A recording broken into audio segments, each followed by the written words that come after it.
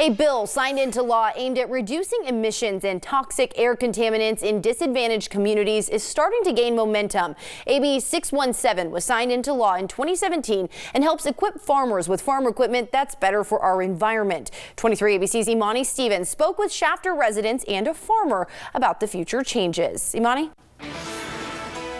Just residents of Shafter are in the beginning stages of the Community Emissions Reduction Program. The program recently approved last Thursday at a meeting with the California Air Resources Board. And while the program is in its initial stages, the residents I spoke with today are hopeful about the state's effort to tackle air pollution here in the valley. Specifically, our two communities in the valley, you have been on the front lines. When you go first, the California Air Resources Board approved the Community Emissions Reduction Program for the city of Shafter, a partnership between the San Joaquin Valley Air Pollution Control District and the Shafter Community Steering Committee to listen and act on concerns of residents and local industries. Tom France, a longtime resident of Shafter and a farmer, says AB 617 is a good start. When we have electric tractors available, I'll be one of the first to get one. Zero emissions. That's what we want. And there's good about farming too. I mean, plants and trees absorb pollution. They help to clean the air. They put oxygen into the air. They absorb CO2 and put carbon in the soil. And we have to develop all our resources to help reduce greenhouse gases and improve our air quality.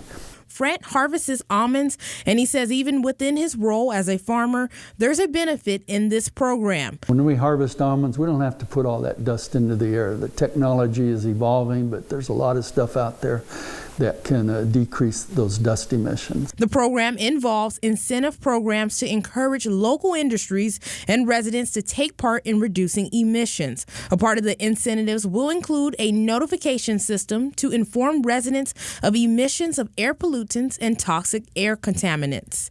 By adding some of the incentive money for a notification, which in the whole state of California, nobody knows what's actually being applied, and bringing it into the table for residents to know what's around their community, what's around their school, the kids' schools, or even for senior citizens that actually don't have any kids in school, what is being applied. Amendments were added to the program. Recommendations by residents to include monitoring of pesticides. The program approved for $29 million to put the plan to action. Annabelle Marquez, a resident of Shafter, who we spoke to through a translator, says the momentum is growing, and as state officials make an effort to partner with residents and local industries. And Marquez says she agrees that this money will help ensure pollutants such as pesticides aren't sprayed while farm workers are in the field. We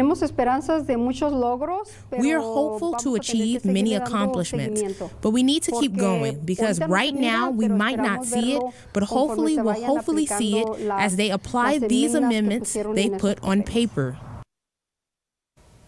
We reached out to the California Air Resources Board for comment, but Monday today is a federal holiday and state offices are closed for today. The Shafter Community Steering Committee meets the second Monday of each month, and the next meeting will be held March 9th to discuss the Community Emission Reduction Program requirements and of the program components, emission reduction concepts. Reporting live in studio, I'm Imani Stevens, 23 ABC News, connecting you.